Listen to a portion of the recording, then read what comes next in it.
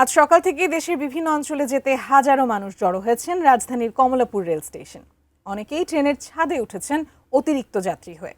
তবে কয়েকটি রুটে শিডিউল বিপর্যয়ের পাশাপাশি ঝড় বৃষ্টিতে বিঘ্নিত ঈদের রেলযাত্রা। রাজধানীর কমলাপুর রেল স্টেশনের ১ নম্বর প্ল্যাটফর্মে ঘুমিয়ে থাকা এই যাত্রীদের অনেকেই মঙ্গলবার মধ্যরাতে এসেছেন। কেউ এখানে পৌঁছেছেন ফজরের নামাজের শেষে। তারা সবাই নীলসাগর এক্সপ্রেসের যাত্রী।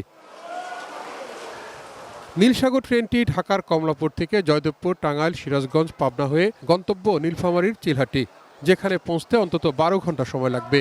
বুধবার সকাল 6:45টায় এটি কমলাপুর থেকে ছেড়ে যাওয়ার কথা ছিল।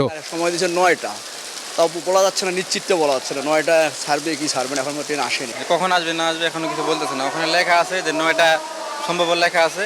ভোগান যেমন অনেক ভোগান, সেই সকাল থেকে এখন পর্যন্ত আছে, কারণ ট্রেন ঢুকবে কবে কোনো তথ্য দেয় না, আমরা তো আছি অপেক্ষায়। এদিকে রেলপথের কয়েকটি রুটের এমন বিলম্বের পাশাপাশি সকাল থেকে শুরু হয় বৈরী আবহাওয়া। কমলাপুর পর্যন্ত পৌঁছতেই অনেক যাত্রীকে ভিজতে হয়েছে। এরপর অপেক্ষা করতে হয়েছে ট্রেনের জন্য।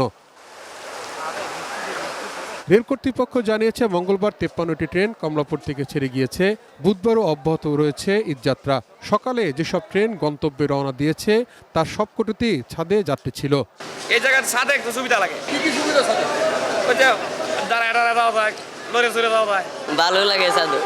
ছাদে কেন ভালো লাগে? বাতাস উতাস চারিদিকের দিক দিয়ে দেখা ভালো লাগে। এই ছাদের উপরে কোনো জায়গা নাই, আবার একটু বাতাস খাওয়া যায়। কর্তৃপক্ষ বলছে 2-1টি ট্রেন বিলম্ব হলেও বেশিরভাগই ছেড়েছে সময় মেনেই। এদিকে ছাদে যাত্রী ঠেকাতে কাজ করছে বলেও দাবি তাদের। যিনি যাচ্ছেন জীবনটা তারকে সচেতন হতে হবে।